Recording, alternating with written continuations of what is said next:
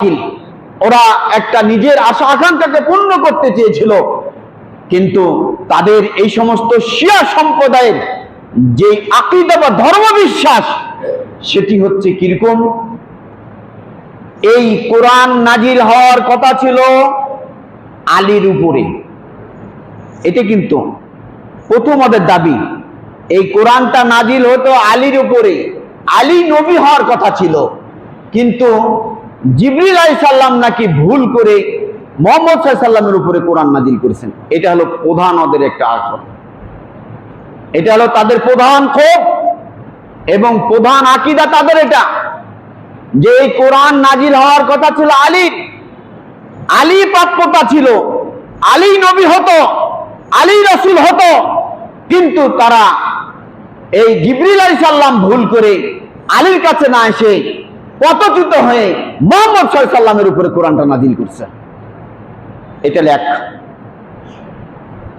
দুই নম্বর, লা দীনা লাহু লা তাকিয়াতা লাহু, যার কূটকৌশল নাই তার কোনো ধর্ম নাই। তাকিয়া, তাকিয়া অর্থ হলো বর্ম, তাকিয়া অর্থ হলো টুপি, তাকিয়া অর্থ হলো ঢাল। তো ওরা ঢাল হিসাবে একটা ব্যবহার করে, এটাকে দেখা এটা ধর্ম, আর ওর আড়ালে যেটা থাকে এটা ওদের উদ্দেশ্যটা আলাদা। অর্থাৎ মুখে যা বলে তাদের কলিজায় তা বলে না, ওটা তা ভিন্ন। যদিও তারা ইসলামের কথা বলে, কিন্তু ওটা আসলে ইসলাম নয়। ওরা বলে আবু বকর, ওমর, উসমান এরা নবুয়তের কিছু চুরি করছে, মানে এই কোরআন একত্রিত করতে এরা কোরআনের কিছু পরিবর্তন ঘটিয়েছে, আর এই কোরআনে ওরা নিজের ইচ্ছা মতো কিছু ঢুকিয়েছে। এই জন্য কোরআনকেও তারা সম্পূর্ণ মনে করে না, ওদের ইচ্ছা বানানো কোরআন আছে তাদের শিয়াদের। যেমন সূরা নসরের ভিতরে দেখুন, আলাম নাসরাহ লাকা সাদরাক ওয়া ওয়াদানা আনকা বিজরাক, আলাম নাসরাহ লাকা সাদরাক ওয়া আন্না আলিয়ান সিহরাক, লাকা সাদরাক ওয়া ওয়াদানা আনকা বিজরাক, এই জায়গাতে বলছে ওয়া আন্না আলিয়ান সিহরাক, সিহর মানে শ্বশুর। তো এখন বলতেছে যে তোমার জন্য আমি শ্বশুর নির্ধারণ করে দিয়েছি। এরকম অসংখ্য ফেরাক-ওয়ালা দিয়ান, একটা বই আছে ফেরাক-ওয়ালা দিয়ান, এখানে আপনাদের ওদের যে মওকিফ আছে, উদ্দেশ্যগুলি তাদের এইগুলি তুলে দেওয়া আছে। আজানের পরিবর্তন ঘটিয়েছে, আশহাদু আল্লা ইলাহা ইল্লাল্লাহ এটা বলে না, তারপরে কি বলেন, ওয়া আশহাদু আন্না মুহাম্মাদার রাসূলুল্লাহ, এখানে মুহাম্মাদের জায়গাতে কি করেছে, ওয়া আন্না আলিয়ান রাসূলুল্লাহ। ওরা আজানের মধ্যে পরিবর্তন ঘটিয়েছেন। তাহলে ওরা তো মুহাম্মদ সাল্লাল্লাহু আলাইহি সাল্লামের দিন মানতে আসে নাই, ওরা আরেকটা উদ্দেশ্যেই তারা হাসান হুসাইনকে এইদিকে, আলীকে সম্মান, ফাতেমাকে সম্মান করতে গিয়ে ধর্মের 12টা বাজিয়ে 13টা দেখিয়েছেন।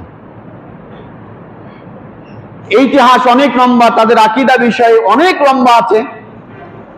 তাহলে আল্লাহর নবী বলছেন কি, যে আমি হচ্ছি হকদার এই সিয়াম পালন করার দিক থেকে, অতএব আমরাও এই 10ই মুহররমে রোজা রাখবো।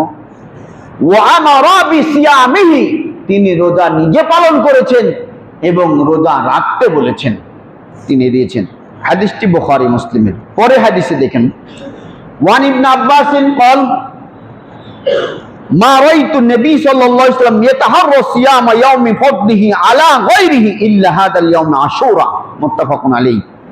ইবনে আব্বাস তিনি বলেন, নবী করিম সাল্লাল্লাহু আলাইহি সাল্লামকে আমি মুহররম মাসের 10 তারিখের ব্যাপারে, রমজান মাস ব্যতীত অন্যান্য মাসে এত গুরুত্বপূর্ণ, এত প্রাধান্য দিতেন, এটি আমি কোনোদিন দেখি নাই। যতটা তিনি এই 10ই মুহররমকে তিনি প্রাধান্য দিতেন, আশুরাকে যত তিনি প্রাধান্য দিতেন, আমি সেটি আল্লাহর নবীকে দেখেছি। হাদিসটি বুখারী মুসলিম।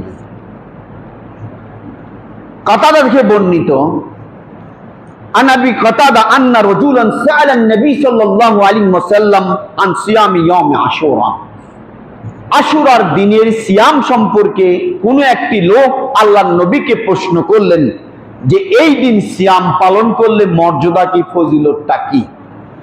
তিনি বললেন, ফাকাল ইন্নী আহতাসিবু আলাল্লাহি আইয়ুকাফা সানাতিল্লাতী ক্বাবলাহু, যে আল্লাহ তাবারক ওয়া তাআলা তিনি উৎসাহ দিয়েছেন। Thanks for watching.